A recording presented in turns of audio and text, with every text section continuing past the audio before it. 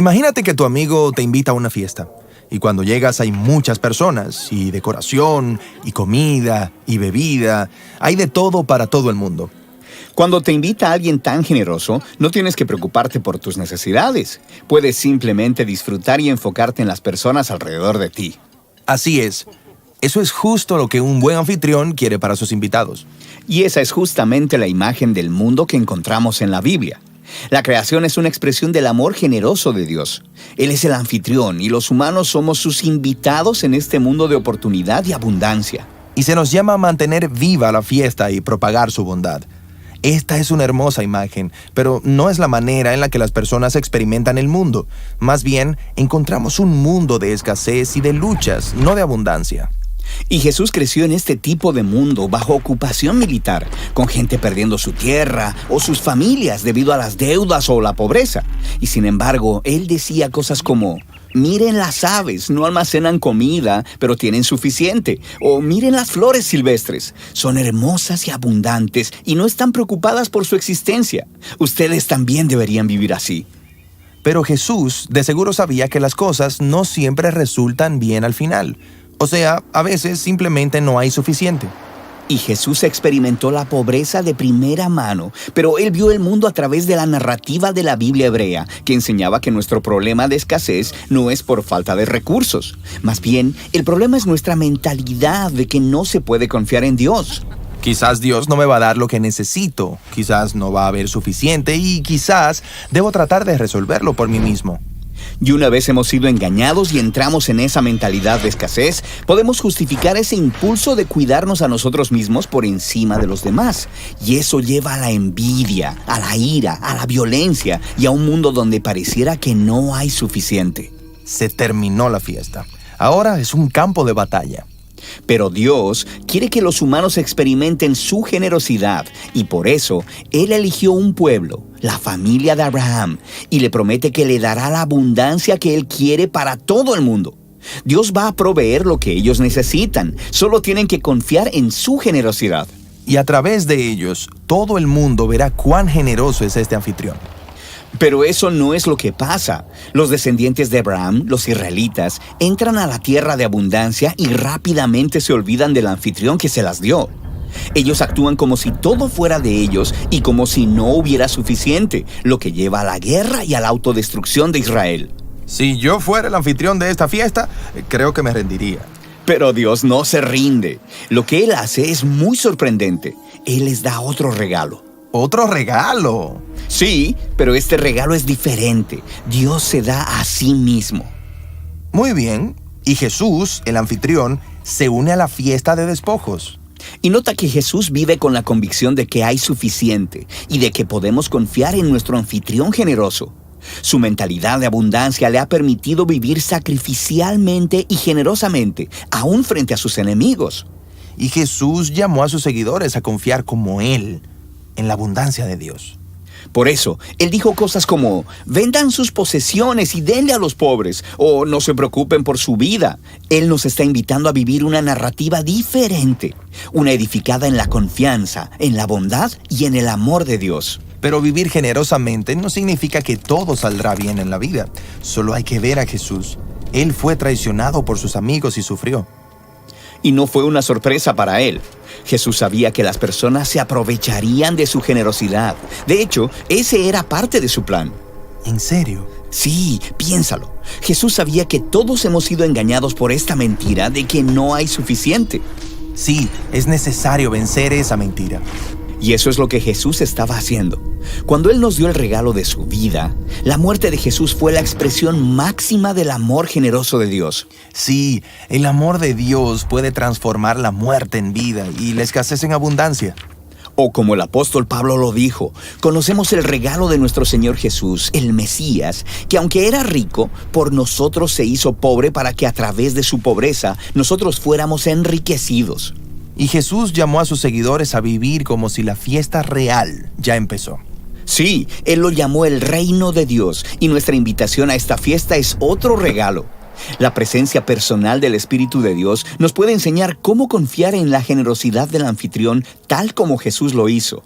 Y justo cuando piensas que ya has dado suficiente, empiezas a ver en todo lugar oportunidades de generosidad con nuestro tiempo, con nuestro dinero y con nuestra atención. Sí, una de las formas más importantes de experimentar la abundancia de la nueva creación de Dios es compartir con otros, debido a nuestra confianza en que Dios es un anfitrión generoso.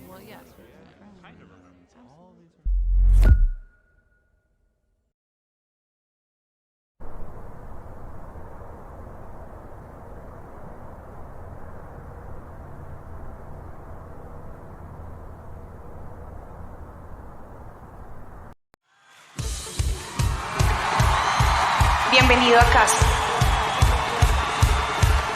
En la casa de Dios estaré por largos días. Un día dentro de la casa de Dios es mejor que 1000 fuera de ella. Déjame decirte por qué estás aquí, por qué estás aquí. Estás aquí para ser sal. Estás aquí para hacer sal y traer los maravillosos sabores de Dios a la tierra. Estás aquí para hacer luz. Estás aquí para hacer luz y mostrar los colores de Dios en el mundo. Dios no es un secreto. No es un secreto. Dios no es un secreto para ser guardado. Vamos a publicarlo. Vamos a publicarlo como una casa en la cima de una colina. La montaña de la casa de Dios será la más alta de todas. La iglesia siempre será mi casa. Mi casa Mi casa Mi casa, mi casa. es donde siempre quiero estar y estoy aquí para bien.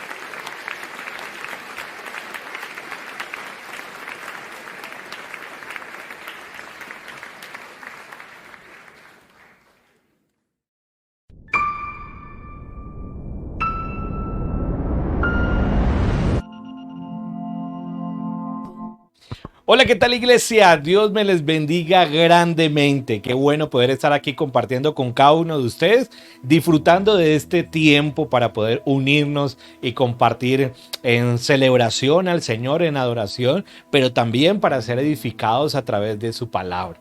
Queremos darle un saludito a todos los que se están conectando ya por la red. Tal vez algunos se preguntarán que qué pasó con nuestra reunión presencial. Nuestra reunión presencial está con mi otro yo allá reunidos, pero no quisimos obviamente perdernos la oportunidad de compartir este mensaje con cada uno de ustedes y que obviamente puedan ser edificados a través de la palabra. Así que hoy queremos reunirnos aquí solamente de manera virtual. Y nuestros hermanos están allí reunidos de manera presencial, compartiendo ese tiempo allí todos juntos. Que dicho de paso, si algún día usted está en otra ciudad y llega a pasar por aquí, lo invitamos a nuestra reunión para que obviamente puedan estar con nosotros. Y si usted está aquí en la ciudad de Neiva y no ha ido a nuestras reuniones presenciales, se está perdiendo de algo maravilloso, de poder estar con toda la familia junta, celebrando y adorando el nombre del Señor. Así que le damos un saludo a todos los que ya están conectados, tanto en Facebook como en YouTube. Recuerden que pueden compartir la transmisión, recuerden que pueden dejar sus reacciones, sus comentarios. Eso va a ser de mucha bendición, y compartirla con alguien que usted crea o considere puede ser de edificación su vida. Así que o ser de edificación esta enseñanza o este tiempo en el que vamos a estar. Así que bueno, iglesia, yo quisiera que me acompañaran allí desde casa y se unan conmigo y vamos a orar al Señor para que nos guíe en este momento que vamos a estar aquí concentrados exclusivamente en la predicación de su palabra y en adoración al Señor. Y que ojalá no haya nada ni nadie que nos pueda terminar quitando o robando este tiempo para recibir del Señor. Así que yo le invito a que usted una conmigo y oremos juntos y clamemos al Señor. Padre, nosotros en esta mañana, Señor, nos queremos unir con el deseo ferviente, Señor. Primero, de darte las gracias y de honrarte a ti por tan maravilloso privilegio que nos permite de poder estar aquí conectados juntos, Señor, adorarte y honrar tu nombre, Padre. Pero también, Señor, queremos pedirte que a través de tu Santo Espíritu y bajo la guía de Él, nos guíes, Señor, para que podamos juntos, como una sola familia, adorar y exaltar tu nombre y honrarte plenamente a ti, Señor. Te lo pedimos en el nombre de Jesús. Te pedimos, Señor, que también de igual forma nos hables a través de tu palabra y que esta tu palabra pueda ser de edificación y de bendición plena para con cada uno de nosotros. Te lo pedimos en el nombre de Jesús, Señor. En tus manos colocamos este tiempo, en tus manos colocamos, Señor, esta reunión y oramos, Padre, para que tú puedas, Señor, glorificarte en medio de tu pueblo. En el nombre de Jesús. Amén y amén. Bueno, iglesia, yo espero que podamos estar lo más concentrados y vamos juntos a adorar y celebrar el nombre de nuestro Señor.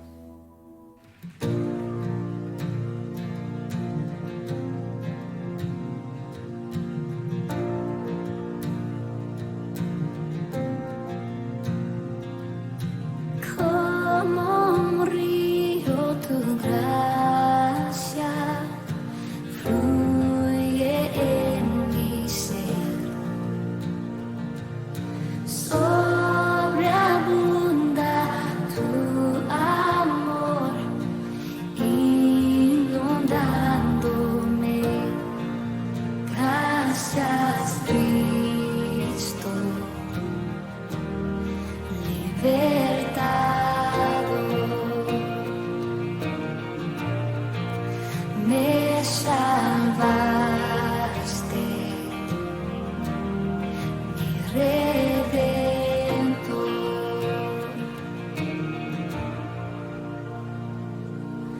Toma, Dios, mi vida, vasija de tu amor. A ti la dedico por ver tu reino, Dios. Gracias, Cristo, libertado. Me salvaste, mi Redentor.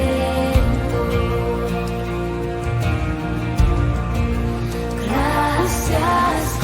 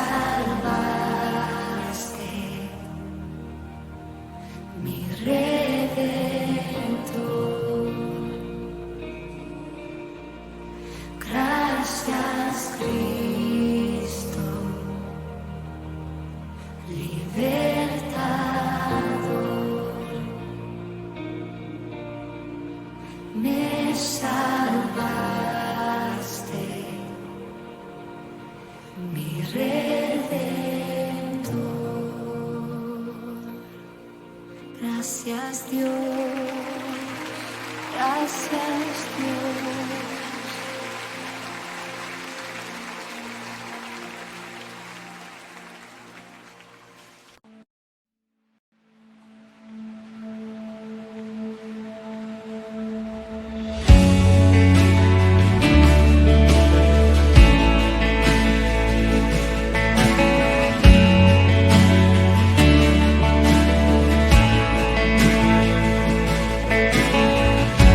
Nuestros corazones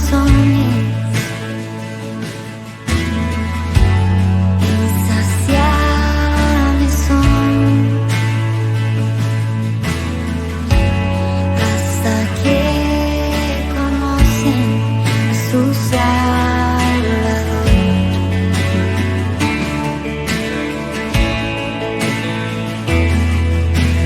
Tal y como somos nos amó. Hoy nos acercamos sin temor. Él es el alma que anhelé, nunca más tendremos sed.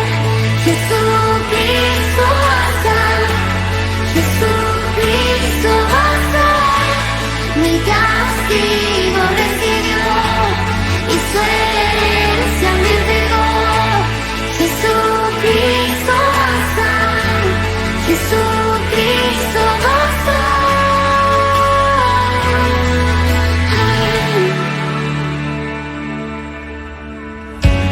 Fuimos alcanzados por su gran amor, con brazos abiertos nos recibe hoy.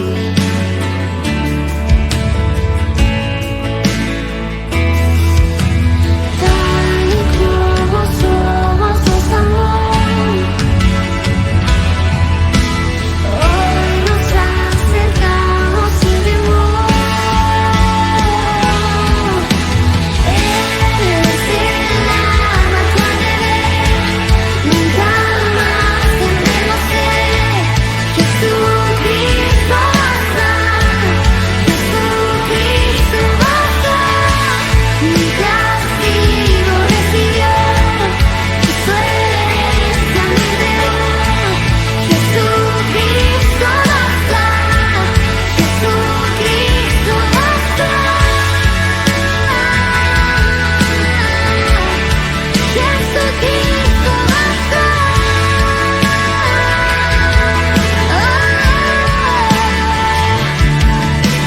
Tal y como somos nos amó. Hoy nos acercamos sin temor, sin temor. Tal y como somos nos amó.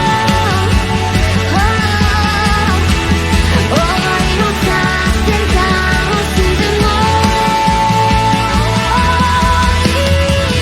Él es el alma que anhelé, nunca más tendremos sed. Jesucristo basta, Jesucristo basta. Mi castigo recibió y su herencia me entregó. Jesucristo basta, Jesucristo basta. Jesucristo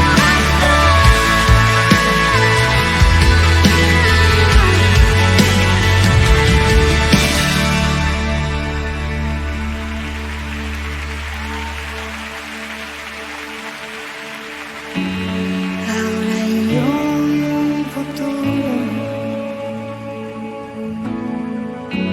y esperanza.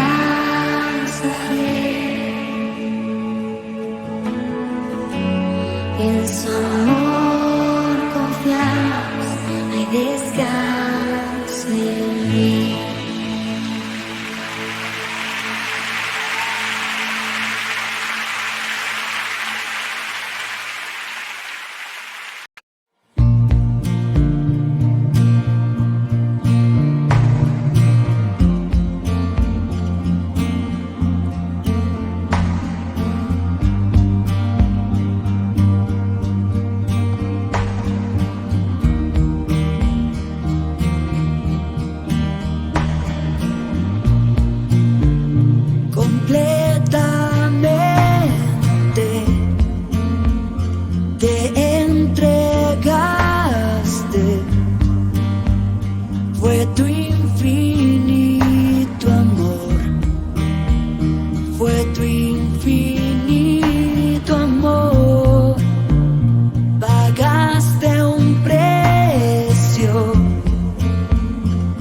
precio de sangre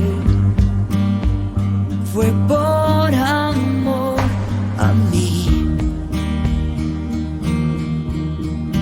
Y con Cristo estoy crucificado. Él llevó mi pecado y ahora nuevo soy.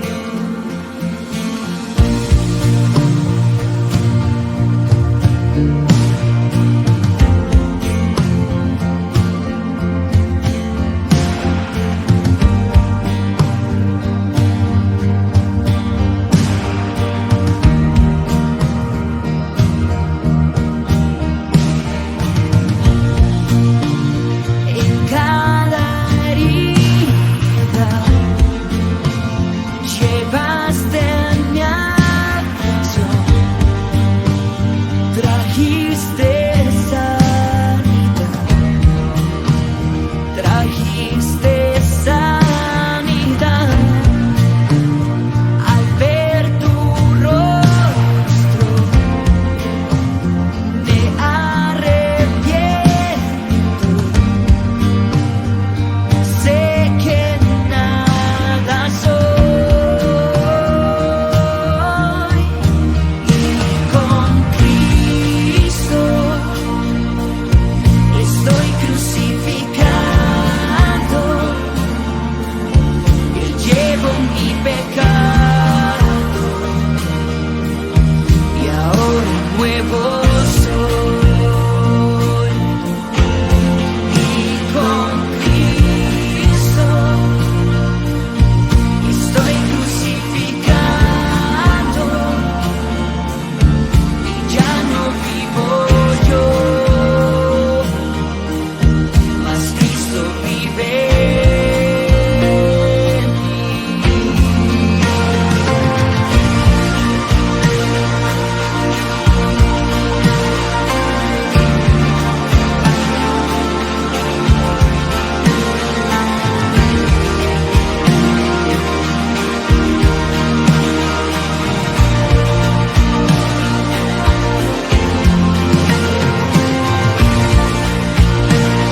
Tomaré mi cruz, yo te seguiré, yo te seguiré.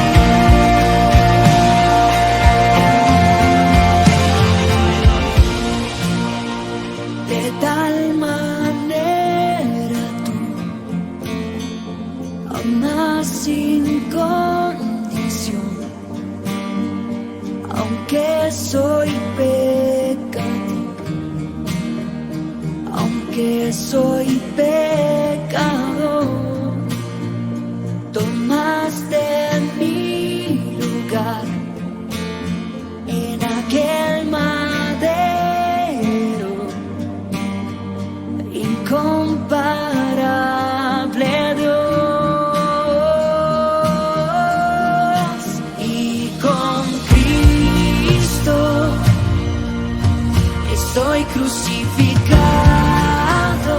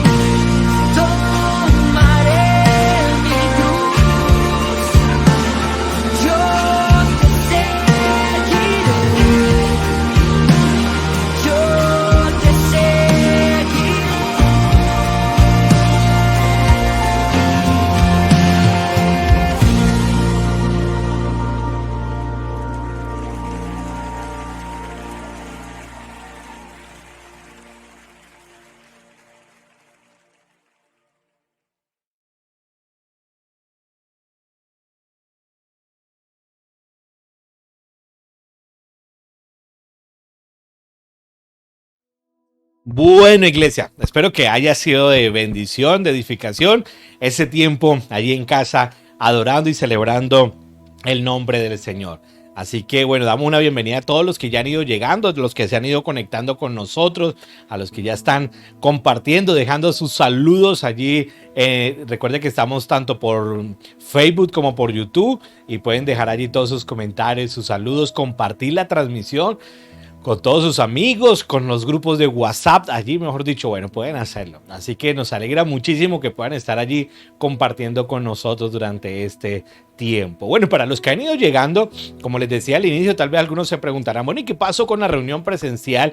¿No están transmitiendo en vivo allá en la reunión presencial? Pues les decimos que no, en vivo no estamos transmitiendo, pero pues no queríamos perdernos la oportunidad de obviamente compartir esta enseñanza para con cada uno de ustedes que nos están viendo en la transmisión. Por eso le hacemos la invitación a todos los que están en otras ciudades. Si algún día por acá llegan a Neiva y quieren visitarnos, las puertas siempre están abiertas para que nos puedan acompañar y disfrutar juntos allá como familia de Adorar. Y la verdad que esta es una hermosa familia. Y para los que están aquí en Neiva, que están viendo la transmisión, les pregunto qué hacen en su casa. La próxima los veremos allá en nuestro servicio presencial para que nos estén acompañando y compartiendo juntos, ¿de acuerdo?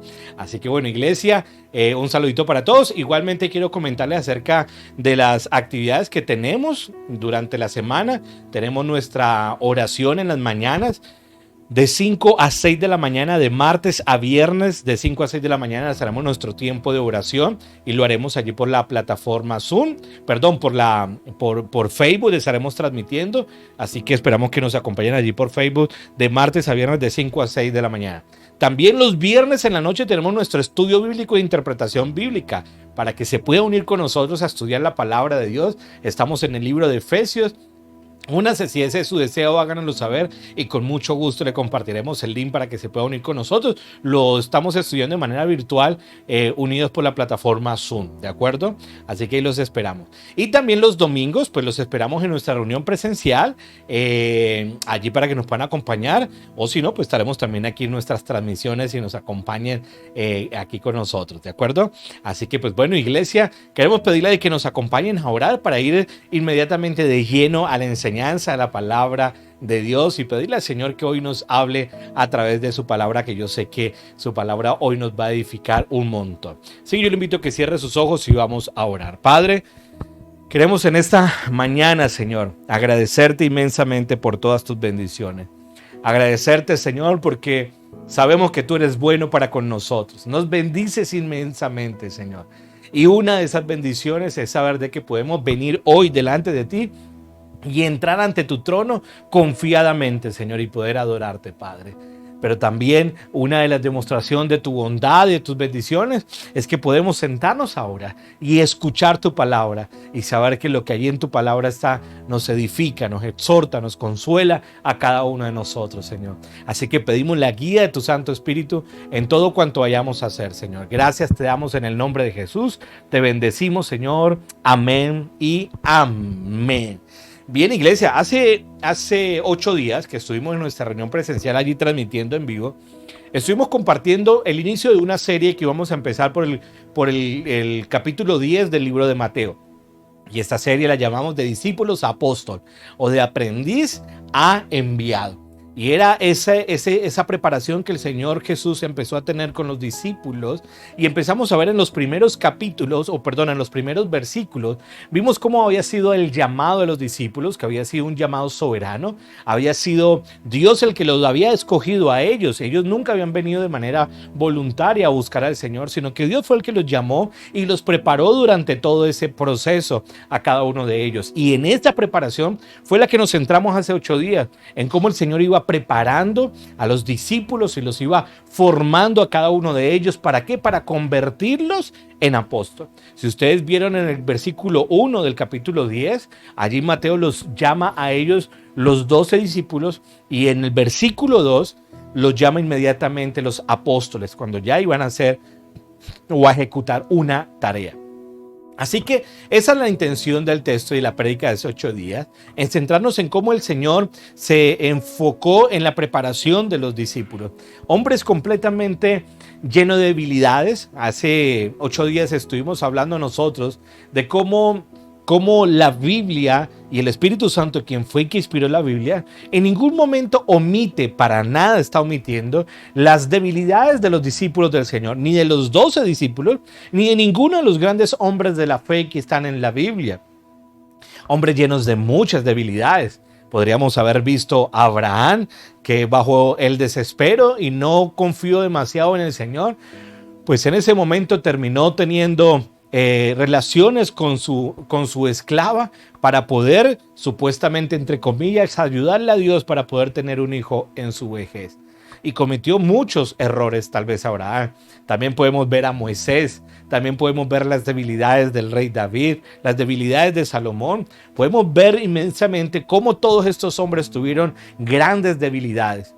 Pero es precisamente allí lo interesante de todo este texto, es cómo sabemos de que cuando el Señor escogió a los discípulos, no los escogió por una habilidad que tuvieran innata, no los escogió porque tuvieran una característica espiritual superior a los demás, no los escogió porque ellos fueran verdaderamente gente de influencia o importantes. En realidad eran gente completamente con problemas diferentes, recaudadores de impuestos, habían celotes que eran los revolucionarios del sistema romano en ese entonces, habían pescadores, habían gente, digámoslo, con todas características diferentes que a veces era difícil de acoplarse. Veíamos cómo ellos carecían de humildad, eran muy orgullosos. Vimos cómo ellos carecían del pleno conocimiento de lo que Jesús estaba haciendo, que hasta cuando el Señor Jesús ascendió al reino de los cielos, aún así en ese momento le están preguntando: Señor, ¿ahora vas a establecer tu reino? No habían podido comprender exactamente por qué el Señor había venido hasta ese momento. Hasta obvio, claro, fue cuando recibieron el poder del Espíritu Santo o recibieron la llenura del Espíritu Santo, y eso les dio poder para poder predicar y ejecutar la tarea que tenían que hacer. Así que fue un tiempo maravilloso en el que vimos nosotros eso. Y por eso, como enseñanza tuvimos nosotros que en realidad el llamado a convertir a una persona de discípulo, apóstol, de un aprendiz a un enviado, no se enfoca en características del ser humano, en las habilidades del ser humano, sino que se enfoca, o de lo que habla es de un Dios que puede transformar. El mismo Dios que tuvo un poder para crear este mundo, también tiene un poder extraordinario para transformar la vida y utilizar a 12 hombres completamente ineficaces, sin poder, sin autoridad, los convirtió precisamente para llevar el mensaje y el evangelio de él y extender así el reino. Esto evidencia no de lo maravilloso que no son los apóstoles. Esto no habla de su gran espiritualidad a tal punto de que los llamamos incluso santos en algunas ciudades.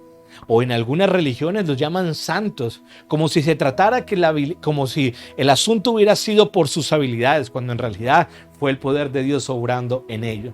Por eso, como decía Pablo, yo más bien me apoyo en la gracia, como le dijo el Señor: apóyate en mi gracia, porque mi poder se perfecciona en tu debilidad. Yo actúo mucho mejor en la debilidad del hombre. Y Pablo, ¿qué era lo que decía? Entonces voy a hacer alarde de mis debilidades para que el Señor obre en mi vida. Y eso es lo que evidentemente tenemos que nosotros aprender aquí en este pasaje, en los primeros versículos. Que el Señor nos está hablando de que Él es el que nos llama, pero también Él es el que nos capacita, y es bajo su poder que Él obra en nosotros para transformarnos plenamente a cada uno de nosotros. Vimos en los siguientes versículos, están, digámoslo, una lista de quiénes eran esos 12 discípulos, y podríamos tal vez hacer un detalle de su vida y su recorrido, pero muy posiblemente vamos a dejar este espacio para el final de la serie. Tal vez requiramos algunos domingos en donde podamos enseñar acerca de la vida de ellos y conozcamos un poquitico más a los discípulos. Si Dios nos lo permite, podríamos hacerlo al final. Pero no quería quedarme de pronto en este momento, porque quiero seguir avanzando en conforme a la enseñanza de esta serie, que es el objetivo de cómo pasar de discípulos a ser enviados, a que el Señor nos llame. Recuerde que si usted cree como muchos hacen, de que bueno, es que en realidad yo no sirvo o yo no trabajo para el Señor porque en realidad yo no sé hablar, yo no tengo capacidades, yo no tengo esto. Recuerde que entonces ahí usted se está centrando pensando que el resultado está en el hombre y no en Dios. Necesitamos entender que nos volvemos capacitados para algo, no porque tuviéramos capacidades, es porque Dios tuvo el poder de transformarnos a nosotros. Y ese mismo poder que transformó a los discípulos para hacer esa tarea tan extraordinaria, es el mismo poder que puede actuar en su vida, en mi vida, para transformarnos a cada uno de nosotros. Así que vamos a ver en los siguientes versículos, en el versículo 5 en adelante hasta el versículo 15, vamos a ver ahora la otra enseñanza que allí el Señor nos menciona. Y vamos a ver, yo creo que aquí unos 8 principios que el Señor menciona para cómo tener un servicio eficaz. Esta tarea que ahora ya entendemos que nos llamó, ya entendemos que nos envió Él, ¿cómo podríamos hacer la tarea de ese servicio de manera eficaz? Y el Señor nos menciona en ese texto 8 principios, pero hoy no voy a tratar los 8 principios, hoy nos enfocaremos si acaso en 4 o si a muchos 5 de los principios que vamos a ver el día de hoy. Por ende, el título de la enseñanza de hoy le he colocado servicio eficaz. ¿Cómo obviamente tener un servicio eficaz? Servicio eficaz. Y vamos a leerlo ahí en Mateo capítulo 10, versículo 5 al versículo 15, para que usted me acompañe, please. Mateo 10, del 5 al 15. Y dice así: a estos 12 envió Jesús después de instruirlos, o sea, los instruyó, le dio ciertas instrucciones, diciendo: no vayáis por el camino de los gentiles y no entréis en ninguna ciudad de los samaritanos, sino id más bien a las ovejas perdidas de la casa de Israel. Y cuando vayáis, predicad diciendo: el reino de los cielos se ha acercado. Sanad enfermos, resucitad muertos, limpiad leprosos, expulsad demonios. De gracia recibiste, dad de gracia. No os proveáis de oro, ni de plata, ni de cobre para llevar en vuestros cintos, ni de alforja para el camino, ni de 2 túnicas, ni de sandalias, ni de bordón, porque el obrero es digno de su sostén. Y en cualquier ciudad o aldea donde entréis, averiguad quién es digno de ella, y quedaos allí hasta que os marchéis. Y al entrar en la casa, dadle vuestro saludo de paz. Y si la casa es digna de vuestro saludo de paz, venga sobre ella. Pero si no es digna, vuestro saludo de paz se vuelva a vosotros. Y cualquiera que no os recibáis, ni os oiga vuestras palabras, salid de esa casa o de esa ciudad, sacudid el polvo de vuestros pies, En verdad os digo que en el día del juicio será más tolerable el castigo para la tierra de Sodoma y Gomorra que para esa ciudad. Así que, después de haber visto esta lista de los apóstoles que vimos en los versículos anteriores, vamos a poder nosotros notar que ahora, desde este versículo 5, hasta el final del capítulo 10, vamos a notar que podríamos separar o dividir, si se puede decir así, todo el capítulo en 3 puntos esenciales. Aquí en el primero vamos a ver de que se trata de la tarea básica del ministerio, de cómo realizar esa tarea de manera eficaz, que ahí está desde el versículo 5 al 15. Pero también otro segmento lo podríamos dividir desde el versículo 16 al 23, que tiene que ver con respecto al ministerio. Sí, tiene que hablar con respecto al ministerio. Y del versículo 24 al 42 tiene que hablar con el costo del ministerio. Y eso es lo que nosotros vamos a estar viendo en los siguientes domingos. Así que la instrucción que Jesús le dio a los apóstoles en esta ocasión fue precisamente para una obra misionera de corta duración. Jesús los estaba preparando para enviarlos y tal vez para una obra misionera de corta duración. Por su propia nación tenía que hacer un recorrido dentro de allí, de la nación de Israel, pero obviamente con los conceptos básicos que necesitaban ellos entender para poder predicar el evangelio y llevar ese evangelio y extenderlo cada vez más. Ahora, algunos de los detalles que aquí nosotros podemos ver que se expresan en este texto estaban obviamente limitados a una época y a una situación dada para ese momento en específico. Pero aunque hay unas circunstancias limitadas, también podemos nosotros entender que hay ciertos principios que son muy amplios, que son muy universales, que están en estos textos y que deben ser aprendidos por cada uno de nosotros y que deberíamos obviamente caminar completamente en ellos. Y por eso vamos a mirar esos principios que están allí plasmados en estos versículos. Desafortunadamente, una de las grandes tragedias del cristianismo actual y de la iglesia actual a lo largo de la mayoría parte de esa historia es que muchos que afirman representar a Jesucristo, uno, o no lo hacen bien absolutamente para nada, o lo representan completamente mal. Hay personas que aquellos que dicen ser representantes de Jesucristo no lo representan en absoluto, no lo hacen bien como tendrían que hacerlo, o desafortunadamente otros que lo hacen completamente erróneo, y eso ha tergiversado y dañado completamente la imagen del evangelio para con este mundo. Entonces, aquellos a quienes el Señor envía no pueden ministrar de una manera precisa o eficaz o fiel si primero no entienden y siguen estos principios que obviamente el Señor indica a la hora que debemos hacerlo para ministrar. Si usted quiere servir eficazmente al Señor, si quiere ser un enviado del Señor para esa tarea, debe entender cuáles son estos principios para esa tarea que el Señor nos encomendó que nosotros deberíamos hacer. Así que Jesús aquí en estos pasajes tuvo un doble propósito a la hora de preparar a los discípulos.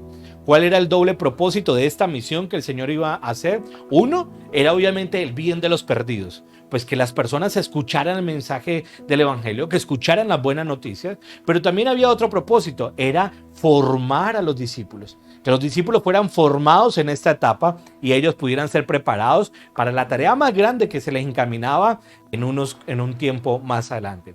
Así que Jesús estaba instruyendo discípulos, ¿para qué? Para que hicieran discípulos haciendo discípulos. Ahora, en este texto, en estos versículos, en Mateo capítulo 5, versículo 15, Jesús, como les decía, nos va a mostrar 8 principios que vamos a estar describiéndolos muy bien, que deberíamos tener nosotros en cuenta para la tarea que se nos pide de predicar el evangelio. Ahora, vamos a ver el primer principio, si le parece. Y el primer principio está en la parte A del versículo 5. Mire lo que dice ahí en el versículo 5 en la parte A. A estos 12 envió Jesús después de instruirlos. Les dio cierta instrucción. Y el primer punto lo vamos a llamar un encargo divino. Ese es el principio. El principio es que somos o tenemos un encargo divino. Un encargo divino. Los 12 discípulos no se habían ofrecido a convertirse en discípulos ni en apóstoles. Ni ellos se ofrecieron para ministrar en nombre de Cristo. Ellos fueron soberanamente llamados, comisionados o preparados y enviados por Jesús. En otras palabras, ellos estaban bajo las órdenes divinas de Jesús.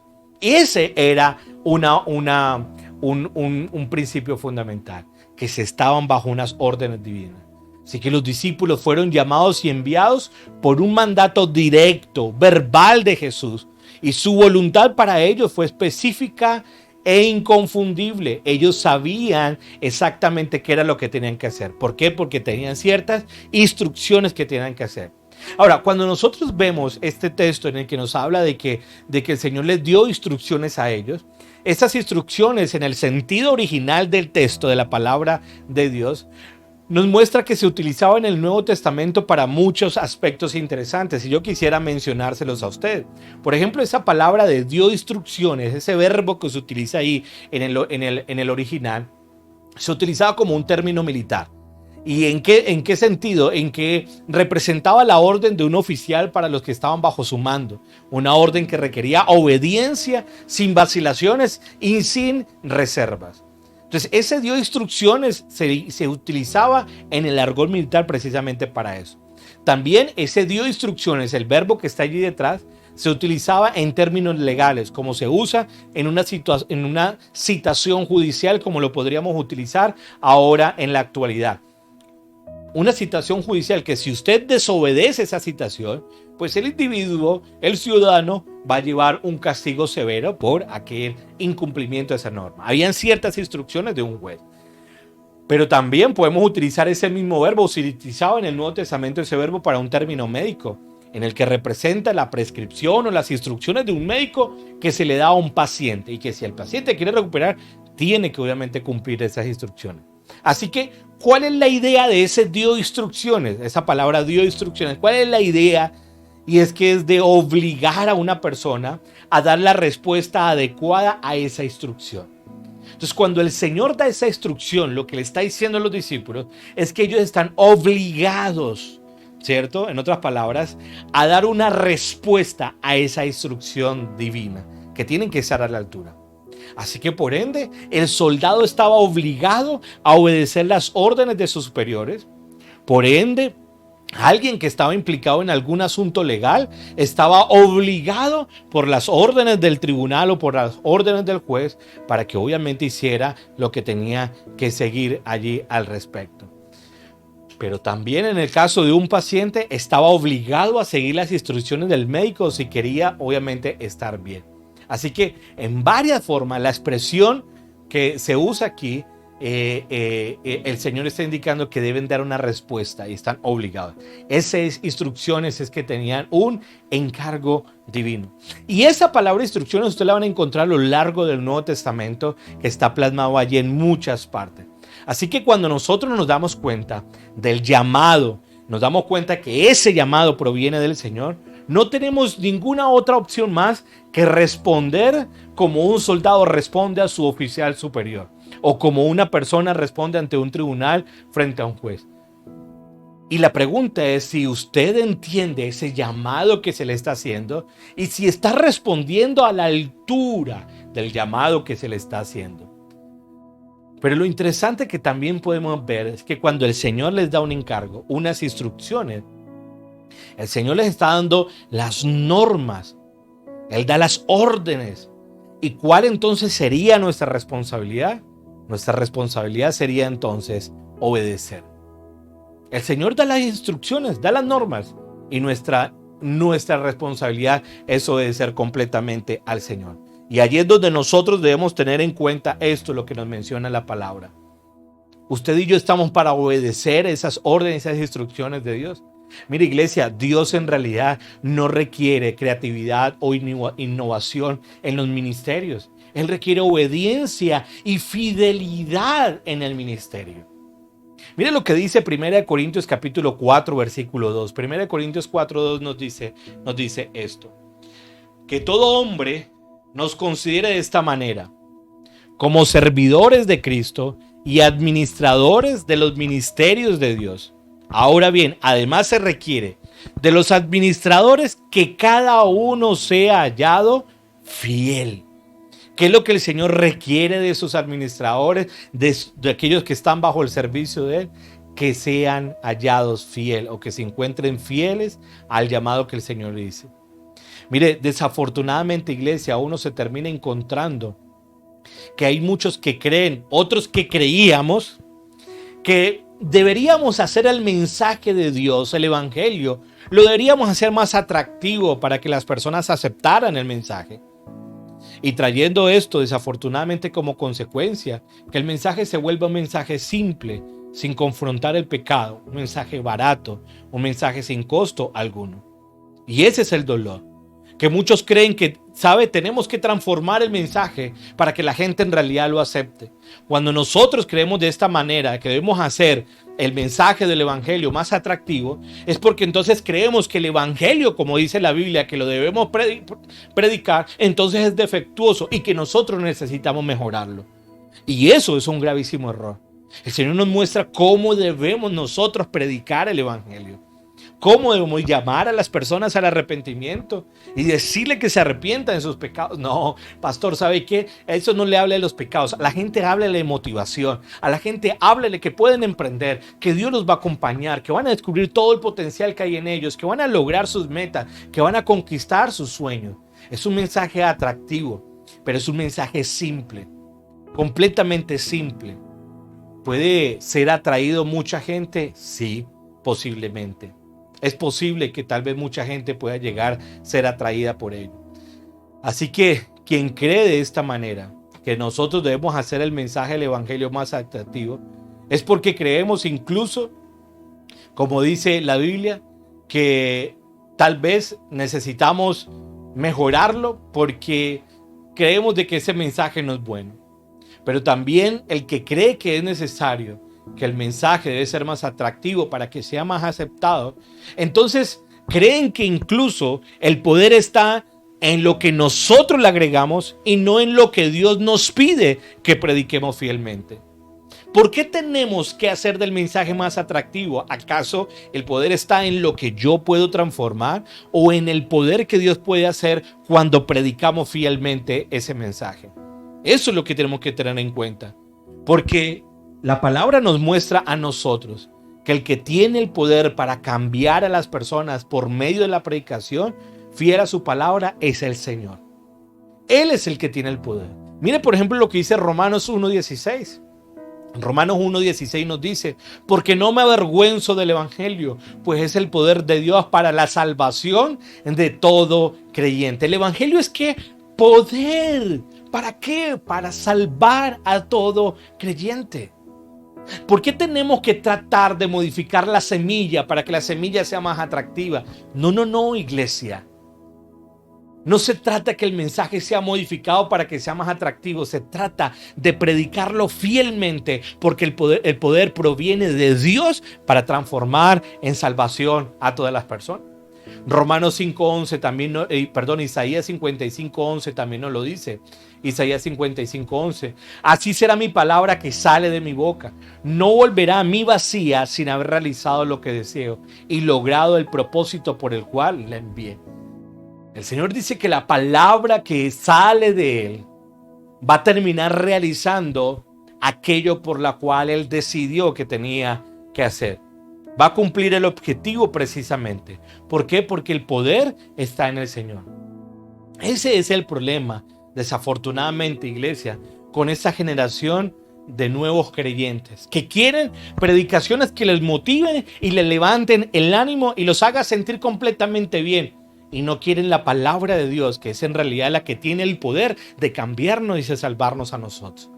Puedes salir de un culto completamente bien, entusiasmado, con todo tu potencial a flor de piel, pero nada de eso puede ayudarte en producir un cambio y en salvar y traer salvación para tu vida. Nosotros vemos personas corriendo para lugares donde se predican que todo va a estar bien, donde se predican que todo va a ser de mucha bendición, que Dios quiere hacerte la mejor versión tuya, que tu sueño se va a realizar, que tu pecado en realidad no te van a hablar de pecado, porque eso no es atractivo. Te van a decir que Dios es amor y Él siempre está dispuesto a perdonarte. Pero esa es una parte nada más de la verdad. Ojo, iglesia, porque muchos queriendo, y permíteme utilizar esta figura, pero muchos queriendo ir por un jugo de pulpa de lulo, se terminan encontrando con un frutiño sabor a lulo que es completamente un químico. Muchos que se encuentran con esto se dan cuenta que el frutiño es más barato. Y tiene mucho más azúcar, endulzante. ¿Para qué? Para que sea más atractivo, pero al final es perjudicial para su salud. De igual manera, muchos queriendo encontrar la verdad se encuentran con un evangelio que termina siendo más barato, por un evangelio que lo han hecho más atractivo, que lo han endulzado, pero que al final termina siendo perjudicial para la salud espiritual del creyente. Y en realidad se convierte en una copia barata del verdadero evangelio, de la esencia del verdadero evangelio. Así que, iglesia, nosotros como servidores, como ministros de Dios, como aquellos que hemos sido llamados, debemos comportarnos en esta otra figura, no como un chef que debe tratar de meterle más ingredientes al mensaje, sino que debemos comportarnos como un mesero que está dispuesto a servir a la mesa tal como el Señor, que ya preparó el mensaje, nos lo debemos entregar. Así que no estamos llamados para preparar la comida, no estamos llamados a ese hecho, sino a servir exactamente como la recibimos de parte de Dios. Tenemos que transmitirla de igual manera. Así que, al igual que Pablo, todo ministro, todo servidor está bajo la exigencia divina y debe recordarse esto todo el tiempo. Como Pablo lo dijo: ay de mí si no anuncio el evangelio. Ay de mí si yo no anuncio el evangelio. Lo dice 1 Corintios 9:16. Miren lo que dice Pablo en 1 Corintios 9:16.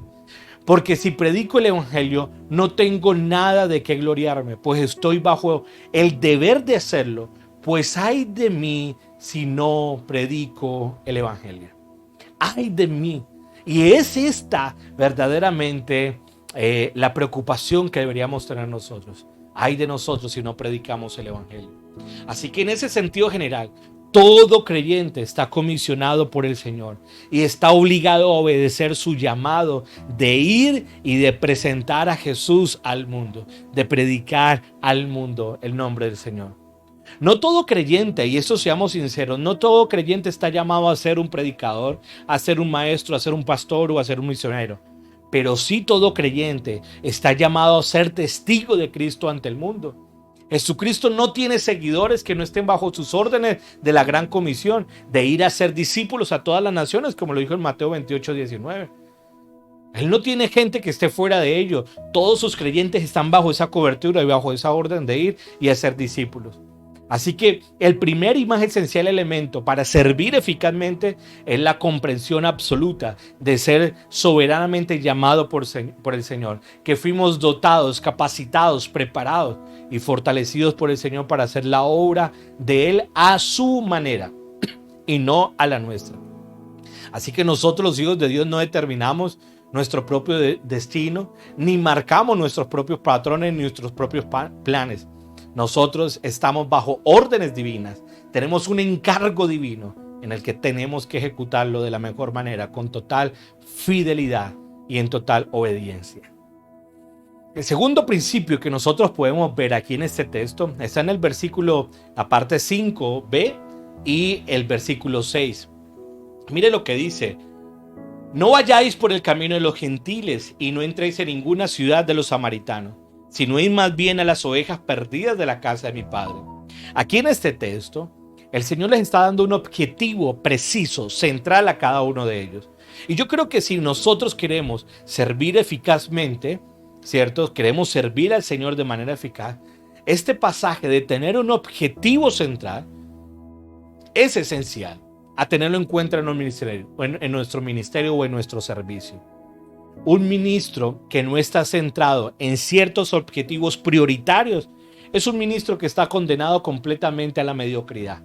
Va a terminar tratando de abarcar muchas cosas que a la final no va a terminar avanzando absolutamente nada. Así que Dios entrega objetivos distintos a personas distintas y a menudo cambia objetivos de vez en cuando de una situación a otra, como hizo con los apóstoles. Pero nunca le pide a una persona que haga todo lo que tenga a la vista. El Señor le dijo: mire, no pueden ir por este lugar ni por este, tienen que ir solamente a tal destino de manera específica. Y si usted quiere servir al Señor de manera específica, eficazmente, tenga un objetivo claro y tiene que ser dado por el Señor. La Gran Comisión fue una orden amplia y general de Jesús de predicar el evangelio a todo el mundo. Y en ese tiempo en particular, en el plan de Cristo para predicar el evangelio y preparar a los apóstoles, el objetivo del Señor fue esencialmente específico y limitado. Y para nosotros debe ser así. Nosotros debemos tener un plan, digámoslo, limitado o específico, mejor, para predicar el evangelio. Ahora, cuando el Señor menciona aquí que los apóstoles no deberían entrar en ningún camino o región que pertenecieran a gentiles, ni entrar a ciudades pertenecientes a los samaritanos, en otras palabras, lo que el Señor le estaba diciendo es que en esta ocasión no deberían predicar el evangelio a las personas no judías, sino solamente a los judíos. Ese era el objetivo central que el Señor les estaba indicando a ellos. En otras palabras, el mensaje tenía que venir primero a la casa de Israel. La redención de todo el mundo siempre ha sido el plan de Dios. Pues Dios no llamó a Abraham solamente para que él fuera el beneficiado o él solamente fuera el bendecido, sino para que a través de él todas las naciones fueran bendecidas. Y como dice el libro de Génesis capítulo 12, versículo 3, serán benditas todas las familias de la tierra, primero habiendo escogido solamente a Abraham, pero la intención era bendecir al resto. Así que desde el principio la nación de Israel no fue simplemente llamada para que ella fuera a ser bendecida, sino para que ella se convirtiera en el canal de bendición para todas las demás naciones. Así que el pueblo del pacto debía ser un pueblo de testigos al resto del mundo. El pueblo del pacto era la nación de Israel, que iban a ser de testigos para los demás, o sea, para los gentiles. Y por eso el Señor dice, vayan primeramente a ellos. Ahora, lo curioso también es cuando habla de los samaritanos. Y los samaritanos, ¿por qué? Porque cuando hablamos de los samaritanos nos damos cuenta que ellos eran muy despreciados por los judíos. Porque en la época en cuando el reino se dividió, terminó un grupo de judíos mezclándose con otras culturas, y los samaritanos, de ahí donde proviene esa cultura, no eran ni verdaderos judíos ni eran verdaderos gentiles, eran una mezcla, porque se habían mezclado con otros, entonces tenían cierto repudio, y desde allí empezaron a venir las diferencias incluso espirituales, y ellos por eso no tenían cierta relación con ellos, no querían contaminarse con ellos, según para los judíos en ese entonces. Entonces el Señor, cuando les menciona allí a los samaritanos, les dice, no vayan ni siquiera por las calles de los samaritanos, pero no porque el Señor estuviera participando del odio o de la división que había entre ellos, porque el mismo Señor predicó en muchas ocasiones a muchas personas samaritanas mientras estuvo ahí. A la mujer cuando se la encontró en el pozo de agua, también a la mujer que se la encontró fuera de la región de Israel, que le dijo que no es bueno darle la comida de los hijos a los perrillos. Entonces el Señor predicó también a los samaritanos y lo hizo obviamente con mucha pasión, pero aquí el Señor les está dando un objetivo central. Y yo creo que obviamente hay algunas razones que nos pueden llevar a nosotros de por qué el Señor de alguna manera le dijo que solamente fueran a predicar a la casa de Israel. Una de ellas es porque creo que el lugar especial de los judíos es ese el plan de Dios. El primer lugar es que ese lugar de los judíos era el plan de Dios. Dios deseaba que primero el pueblo escogido de Dios, el pueblo de los pactos, de la promesa, el pueblo de la ley, recibiera el mensaje. Ese era su plan y ese era su deseo. Y si los apóstoles hubieran ido primero a los samaritanos y a los gentiles, los judíos habrían sido tal vez muy reacios en escucharlos a ellos, porque habrían percibido a los apóstoles como sencillamente portadores de una religión completamente pagana. Entonces, cuando ellos vienen primeramente a los de la casa de Israel, era posiblemente más asequible para que para que los judíos pudieran aceptar el evangelio. Pero la otra razón de por qué el Señor primero fue a la casa de Israel es porque tal vez al indicarle esto a los discípulos, daba demostración de que ellos no estaban preparados para ser testigos frente a los gentiles o frente a los samaritanos. Ellos no eran testigos. Porque esas culturas y estas costumbres tal vez entendían poco y despreciaban completamente mucho de lo que tal vez era el evangelio. Incluso después del Pentecostés eso se terminó viendo. Pedro tenía una actitud reacia para que se le predicara el evangelio a los gentiles en el libro de Hechos capítulo 10. Él tenía una actitud reacia para con ellos. No quería todavía aceptar que los samaritanos también iban a recibir el mensaje del Señor. Así que el Señor a ellos también fue a predicarles, pero tal vez los discípulos en el momento no estaban preparados. O tal vez otra de las razones es que los discípulos necesitaban un punto especial para atacar, un lugar específico definido para poder atacar ellos, un campo limitado, un campo que pudieran conocer, que pudieran desenvolverse ellos completamente y concentrar todos sus esfuerzos allí, como de principiante pudieran concentrar todos sus esfuerzos allí y tener algún resultado completamente más eficaz. Así que, iglesia, el obrero eficaz para el Señor coloca su principal energía y su esfuerzo en la tarea que el Señor le ha asignado. Se preocupa por toda la obra del Señor, pero no trata de hacerla toda al mismo tiempo. El Señor trata a aquellas personas, o el creyente necesita entender que necesita hacer un trabajo de manera eficaz, de manera central, tener un objetivo central y puntual. Porque cuando quieres abarcar demasiado, te vas a centrar en unos problemas completamente graves. El mismo ministerio de Jesús era limitado. Vino en la casa de Israel primero. Y aunque fue a algunos lugares fuera de la casa de Israel, siempre se mantuvo dentro de los límites del Señor. Así que el plan del Señor es la redención del mundo. Y ahora Jesús le estaba dando a sus discípulos un mandato, un objetivo central, que era limitado, ¿cierto? Y que era válido para ese momento, pero la orden que el Señor le estaba dando a los discípulos ejemplifica ese principio para nosotros, que es válido para todo el ministerio, en todo tiempo y en todo lugar. Y concretamente que Dios da a su pueblo objetivos claros y específicos para el servicio y el ministerio. Dios en la iglesia coloca objetivos claros y específicos para el ministerio. Recuerde lo que decía Pablo, que somos el cuerpo de Cristo y cada uno tenemos miembros y funciones diferentes. Usted y yo somos parte de este cuerpo, que somos un miembro, que tenemos funciones de manera específica para algo puntual, que se nos ha dotado con dones, con talentos para una obra específica y puntual. El Señor no pretende que haya uno que tenga todos los dones, como si no necesitara de los otros y pudiera abarcar todo, no. Siempre vamos a enfocarnos en algo puntual y la iglesia está dotada y el Señor dota a la iglesia precisamente para que se pueda centrar en tareas completamente específicas. Porque los que a veces se quieren proclamar como el Mesías de este mundo, que quieren tal vez tratar y ganar muchísimo, que no digo no está mal, pero el problema es cuál sean las verdaderas motivaciones en el corazón y pretenden a querer ganarse a todo el mundo entero de manera inmediata, como si no hubiera un mañana. Queremos de que todo ya lo podamos obtener, absolutamente todo. A menudo esos ministerios empiezan a ser tan grandes que se vuelven demasiadamente anchos, pero muy poco profundos. Es como si tratáramos nosotros de tener un lago con kilómetros de extensión, pero sencillamente centímetros de profundidad. Y necesitamos que en la iglesia haya mayor profundidad y que la iglesia vaya creciendo en la medida que nos centramos en esos objetivos nosotros, pero que obviamente vaya generando profundidad, objetivos centrales. Y va creciendo, pero con profundidad. Ahora, ¿cuál es el tercer principio que nosotros vemos para tener un servicio eficaz al Señor? Y lo podemos ver allí en el versículo 7. El versículo 7 dice: y cuando vayáis, predicad diciendo, el reino de los cielos se ha acercado. El reino de los cielos se ha acercado. ¿Cuál es ese tercer principio? Si usted quiere servir eficazmente al Señor, lo que nos ilustra aquí es que necesitamos tener un mensaje claro. Tenemos que tener un mensaje claro. Muchas personas a veces no entienden ni reciben el evangelio porque no lo han oído claramente. Y se lo digo porque posiblemente yo era uno de ellos.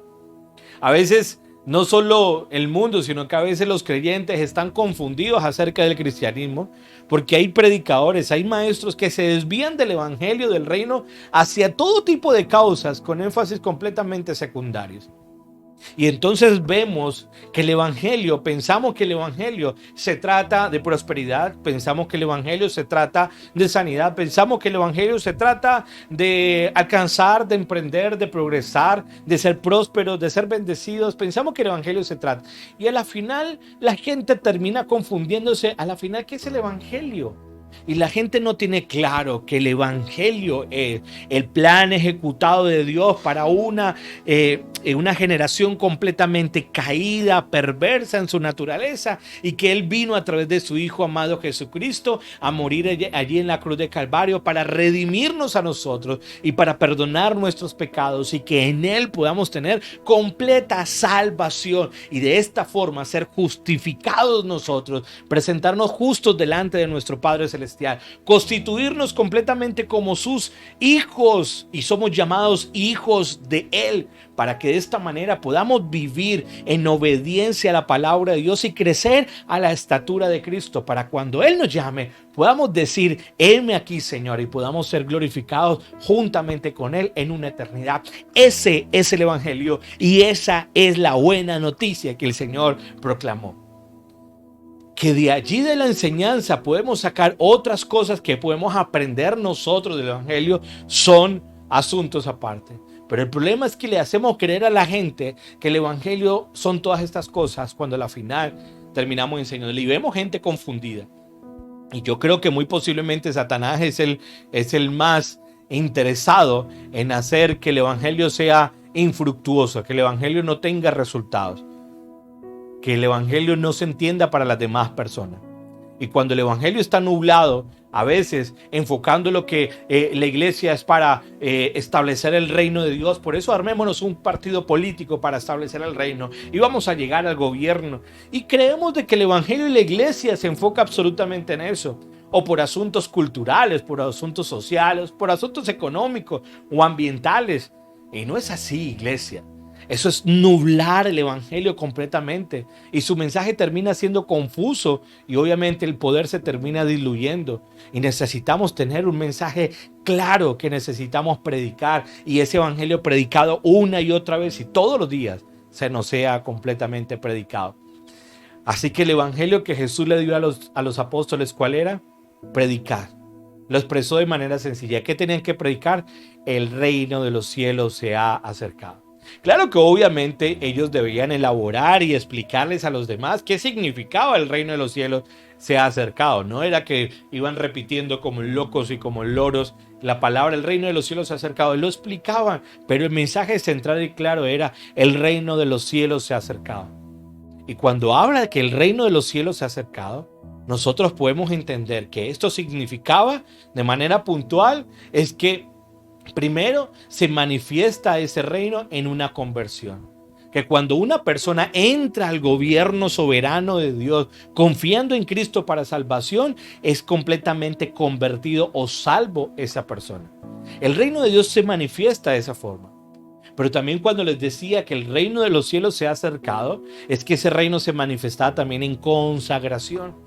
Es que cuando los creyentes viven bajo los principios divinos de la revelación de Dios por medio de la obediencia de su palabra, como dice, el reino de Dios es justicia, paz y gozo en el Espíritu, Romanos 14:17. Vamos a estar consagrados al Señor, entregados completamente al Señor. Pero también cuando hablamos del reino de Dios, eso tiene que ver con la forma gloriosa cuando Cristo regresa aquí a la tierra para establecer y gobernar completamente este reino y a cada una de las personas y fundar un reino eterno en el que juntamente estaremos con Él. Así que el mensaje central del reino es el mensaje acerca del rey. Por definición, un reino es el dominio gobernado por un rey, por una soberanía. No es en el término ahorita estricto de manera geográfica o terrenal, sino que es un dominio del rey, que la administración de su voluntad sobre los ciudadanos del reino se ejecuta bajo su poder, que usted y yo estamos bajo la sujeción de la autoridad de nuestro rey.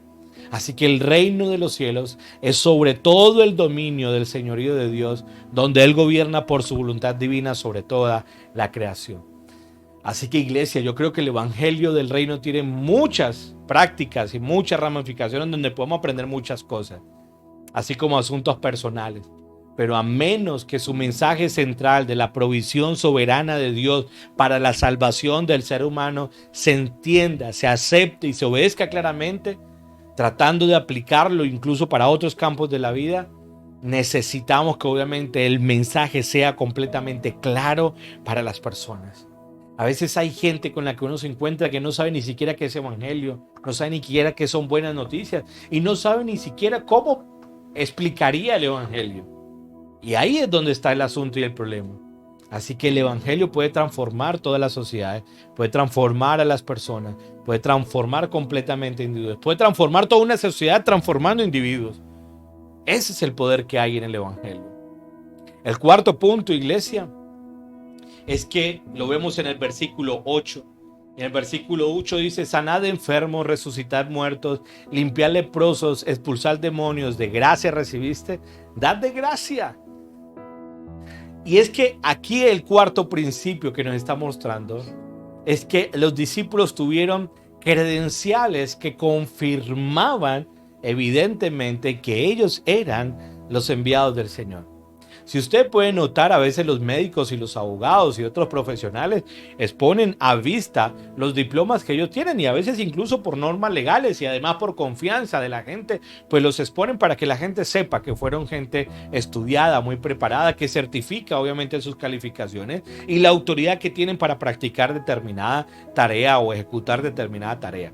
Así que en un mundo mucho más importante, quienes representan a Cristo deben tener credenciales que confirmen su misión y sus mensajes divinos.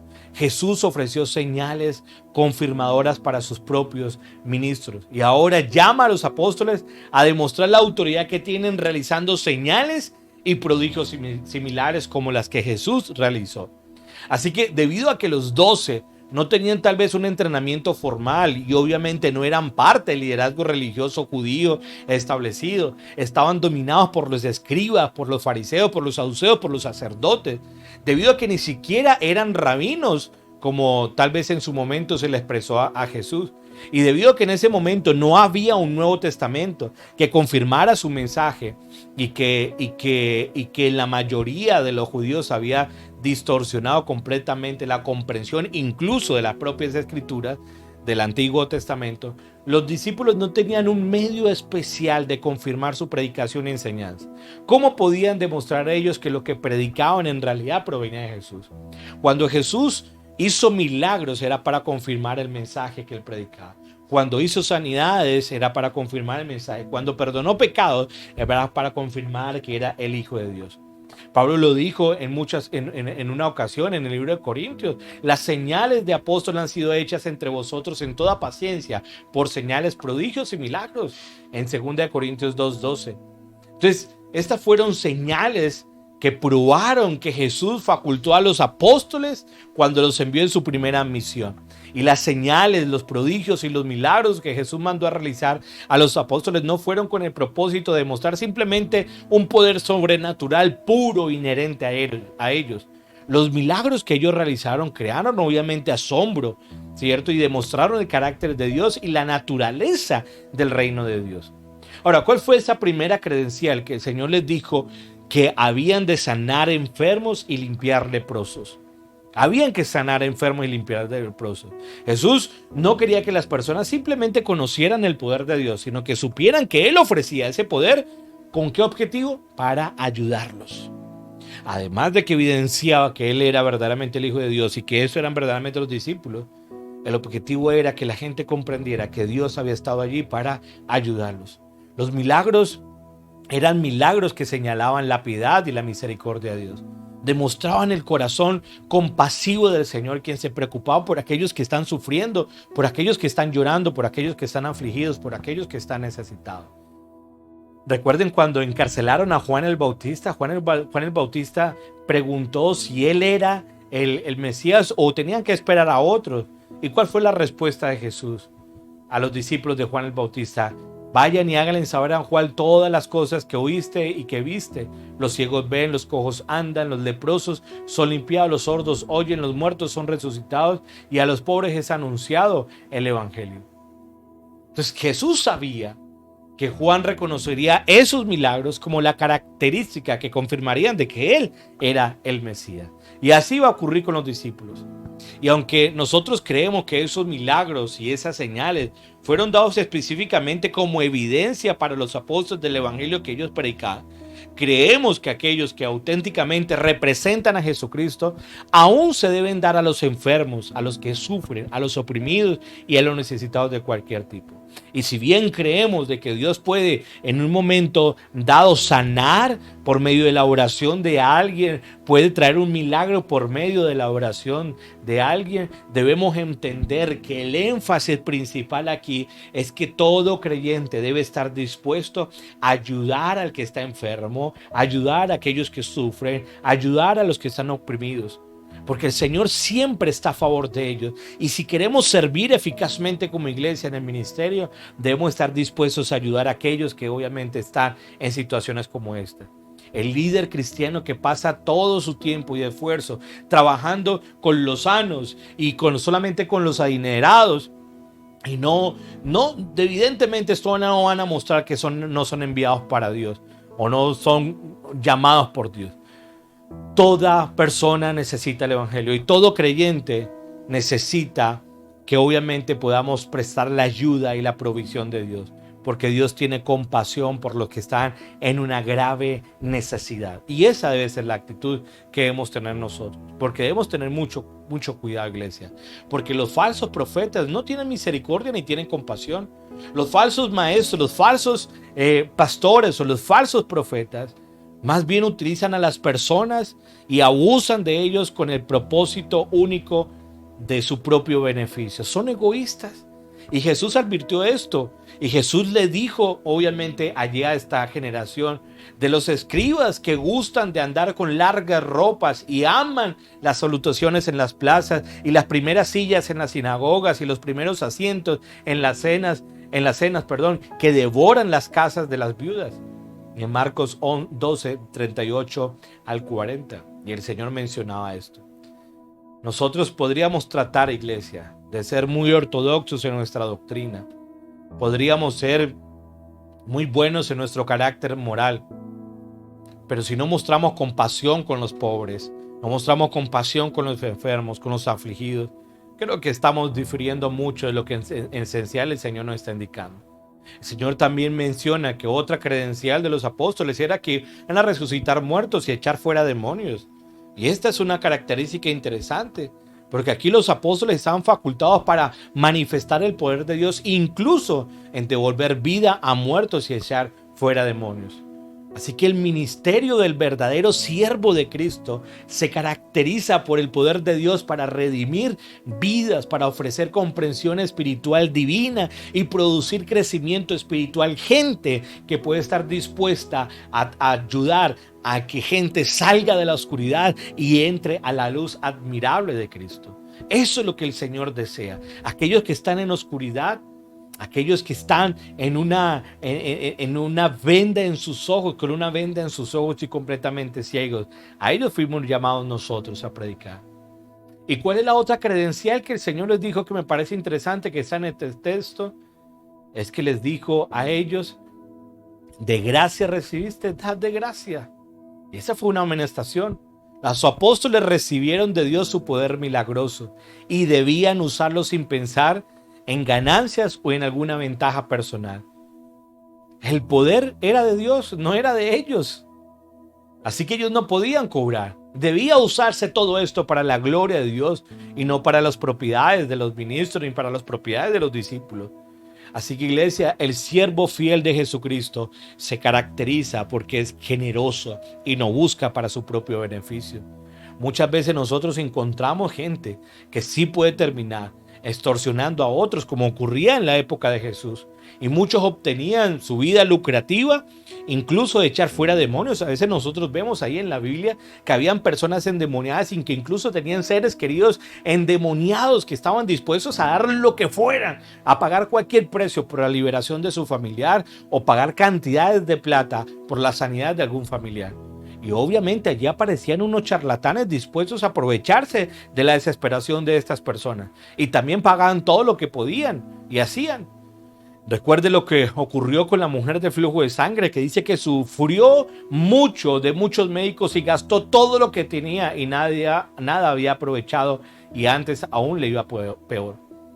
Nosotros vemos que incluso en un momento Simón, el mago, tenía visiones, obviamente, acerca de la riqueza cuando vio los milagros tan dramáticos que habían en Felipe, que estaba realizando allí en Samaria. Y cuando Pedro y Juan llegaron allá y comenzaron a imponer manos sobre los creyentes para que recibieran el Espíritu Santo, ¿sabe qué hizo Simón, el mago? Les ofreció dinero diciendo, dadme también a mí este poder para que cualquiera que yo impusiera en las manos reciba el Espíritu Santo.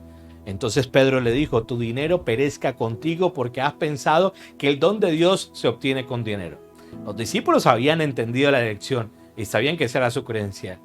Así que en esos tiempos del Nuevo Testamento los rabinos estaban obligados, incluso por la ley rabínica, a enseñar a cambio de nada.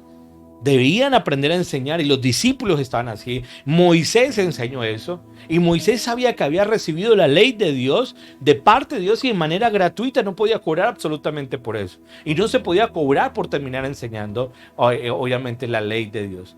Así que los falsos maestros terminan poniendo un precio a su ministerio, terminan poniendo un precio a la motivación de servir a Dios. Gente que dice, primero resuelvo mi situación económica antes de emprender o hacer algo. O en realidad ya no terminamos viendo pastores, vemos coach espirituales, vemos asesores espirituales y desafortunadamente o mentores espirituales en ese asunto, que ya los pastores o tal vez un asesor espiritual es mucho más cool que a la hora de mencionar un pastor, pero en realidad porque su intención no es ser pastor, sino tal vez un motivador que puede inspirar y llenar estadios y tal vez motivar a mucha gente, pero con el beneficio de qué.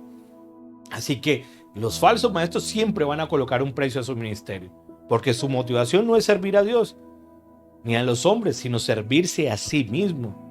El verdadero creyente sirve y da de gracias. ¿Por qué? Porque recibió de gracia.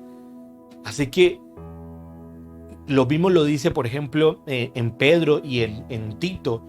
Dice que la gracia de Dios, no por fuerza, sino voluntariamente, no por ganancia deshonesta, sino con ánimo pronto.